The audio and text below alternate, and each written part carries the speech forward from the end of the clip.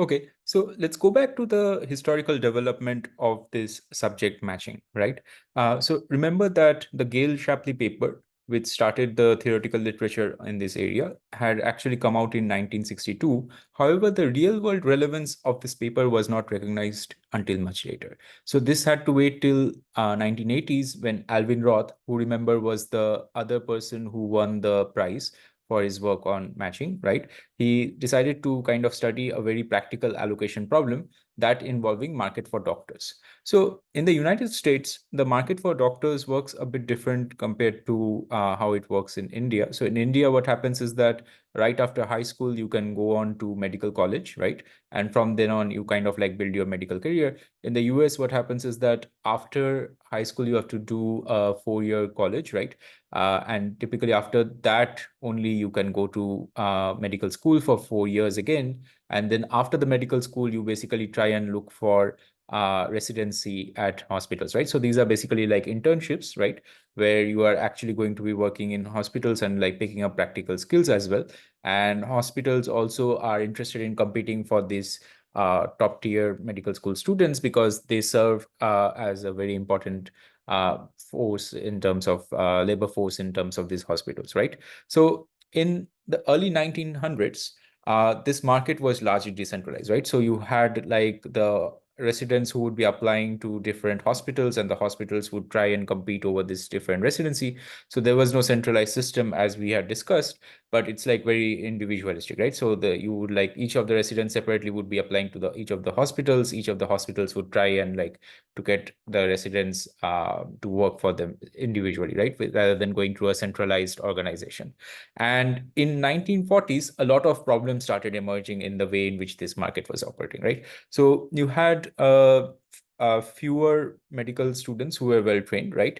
And that actually kind of like forced a lot of competition among the hospitals to try and attract this scarce medical students, right? So they were forced to kind of like offer residents which are like the internships as we mentioned increasingly early, and in fact this would be sometimes even several years before the students were graduating from the medical schools, right? So what was the problem with that? So even before the students could provide evidence of their qualifications by showing how well they have performed in their exams, for instance, or even before the students knew which branch of medicine they would like to practice, they would actually end up getting kind of like offers and they would have to decide whether they want to accept or reject the offer, right?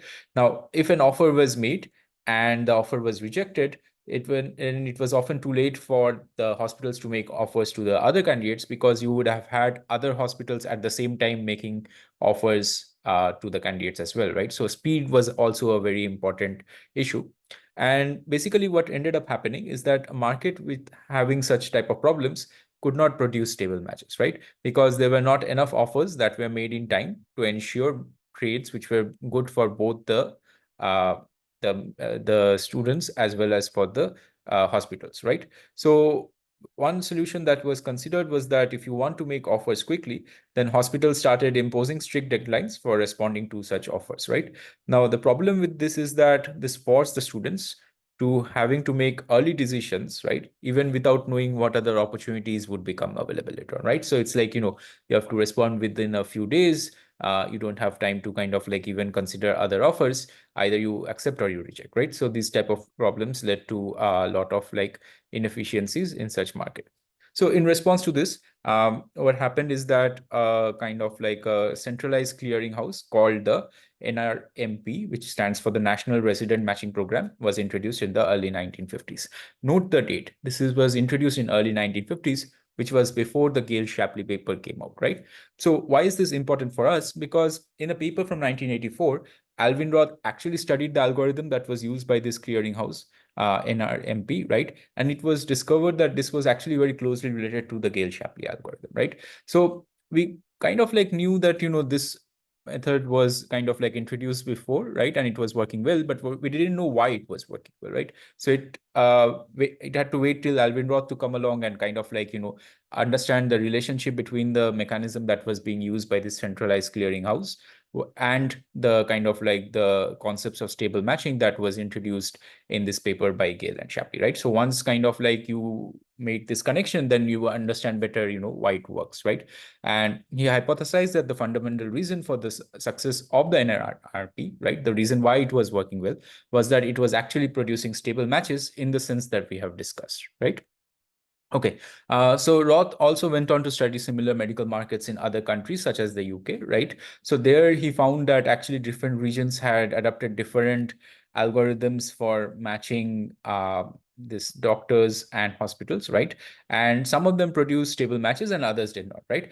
In fact, he actually found that those which resulted in stable matches turned out to be successful, whereas the other algorithms that had broken down, which were kind of like not producing stable matches in various ways, right? So that was again kind of like another thing in favor of trying to kind of like go out and produce stable matches, right?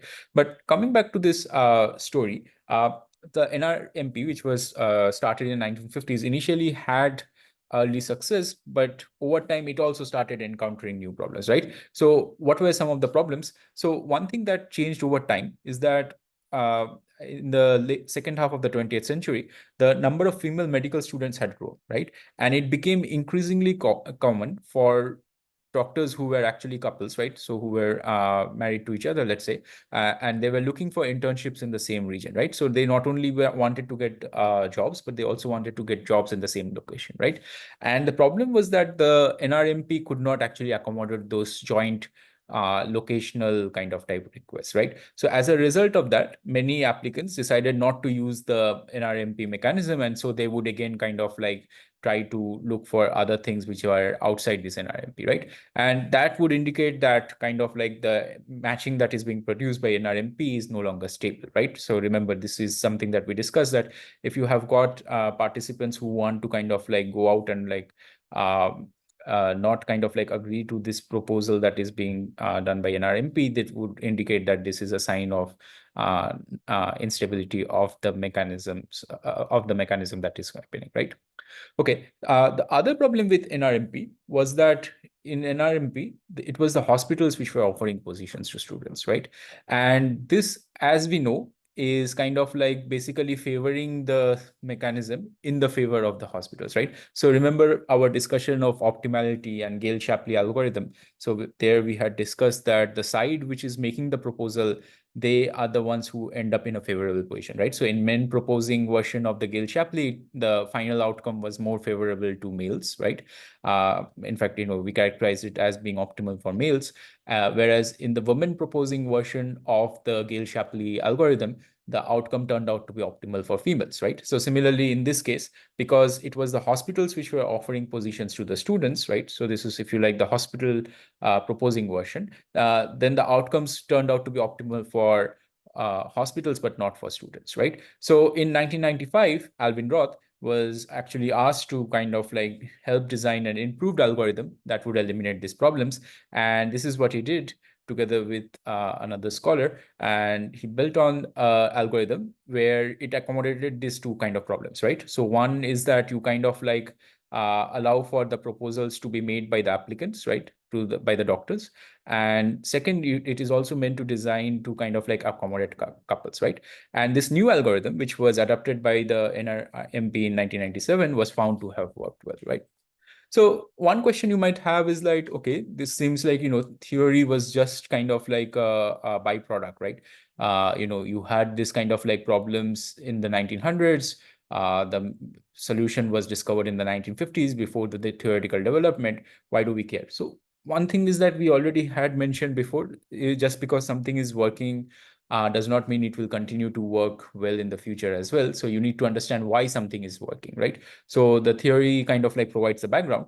But even more important than that here, the theory also actually kind of like led to kind of detection of new sort of problems, right? So one problem that was there in the original mechanism that was being used by the NRMP is that the applicants could manipulate the original algorithm by behaving strategically. Okay, so what does that mean? So it means that the applicants, which were the doctors, right, they could turn down the offers which they actually preferred and keep those which were worse. And as a result of engaging in such strategic behavior, they could end up getting a better outcome, right?